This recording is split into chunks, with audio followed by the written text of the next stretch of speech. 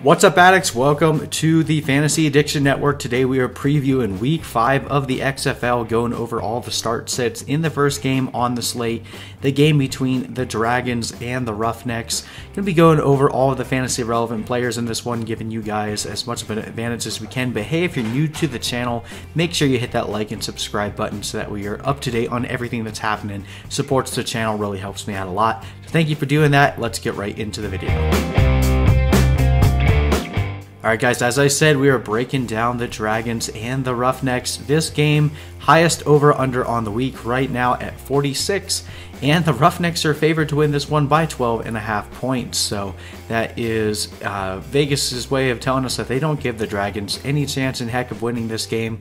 I tend to agree, at least in terms of who wins this game outright, but I think that it's a little absurd to put the over-under that high. The Roughnecks have won all of their last 3 games by a single possession, so to put this in the double digits I think is not looking close enough at what BJ Daniels showed us last week when he was able to come pretty close to tying that game up against the Battlehawks on the weekend. So should be a pretty interesting game, but I do expect this to be a higher scoring affair, and the Roughnecks should be able to come out with the win on this one. But you guys are here for fantasy analysis, so let's get started, beginning with the Seattle Dragons. Beginning with BJ Daniels, Houston has actually surrendered more fantasy points to opposing quarterbacks than any other team. And just seeing how much BJ Daniels boosted his offense last week with his legs, I wouldn't be surprised if he's able to do the same thing again this week. Now, Houston's defense definitely did play well last week against Dallas, and but I would still look for Daniels to have a really nice fantasy day here in a game where they're going to be playing from behind. Just looking at the over-under in this game and the spread, they're expecting the Roughnecks to win this one pretty easily. It means Seattle is going to have to put up a lot of points to keep up.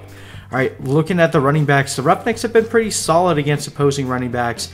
With BJ Daniels coming into the fray, that definitely should boost this running game, but this probably isn't the week to invest too heavily in this backfield. I do like Farrow. If you have to play anyone here, he's been the most involved in the pass game, has been running the ball better than Trey Williams and Jaquan Gardner, and it scored 2 weeks in a row, and his snap share was 54% last week, while the other guys were right around 24%. The hope is that his touches continue to go upwards, but nothing's guaranteed at this point, and like I said, the Roughnecks are pretty good against the run. Looking at the wide receivers, there weren't any wide receivers that did much of anything last week. It would appear on the surface hard to trust anyone in this group, but do note that the Roughnecks are the second worst team in the league against the opposing team's main slot receiver. They're averaging 16.6 points given up right now, so for that reason, I like Austin Proehl a lot. Houston is averaging decent amount against the leading receiver as well, so I'd also consider flexing Keenan Reynolds, assuming Casey Williams sits again, which looks like he will.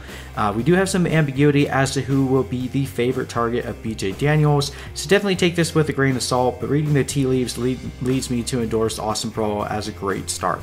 And then lastly, the tight end here, the Roughnecks give up a ton of points to Parham last week, and who hasn't? That's just been the MO right now for teams playing Donald Parham.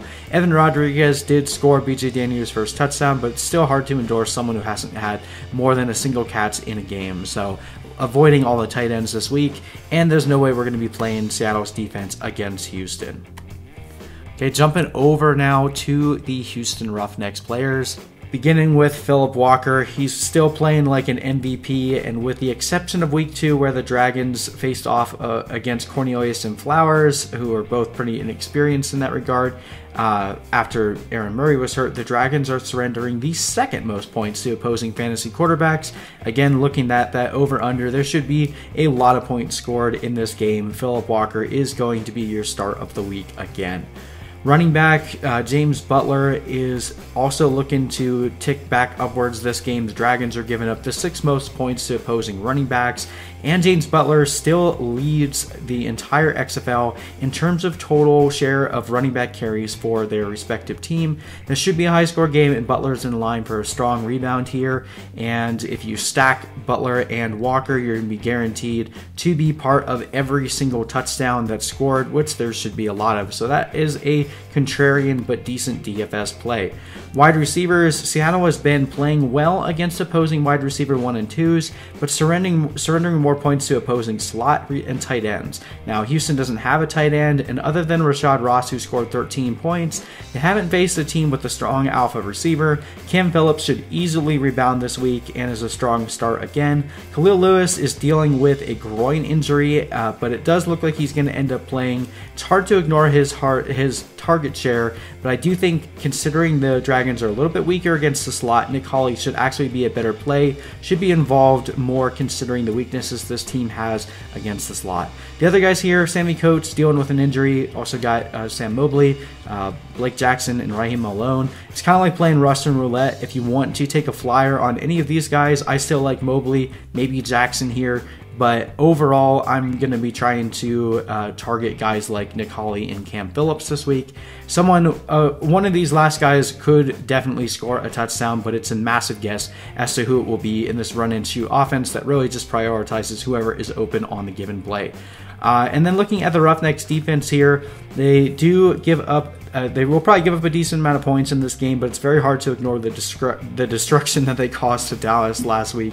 They have a very strong chance of being the highest rated defense on the week again, which is why they're the most priced up on DraftKings. Alright guys, so that was my preview for this game. Make sure you check out all of my other preview videos and all my rankings, stats, everything that you need at my website, fantasyaddictionnetwork.com. Hit that like and subscribe button for more content, and thank you so much for watching. I'll see you in the next video.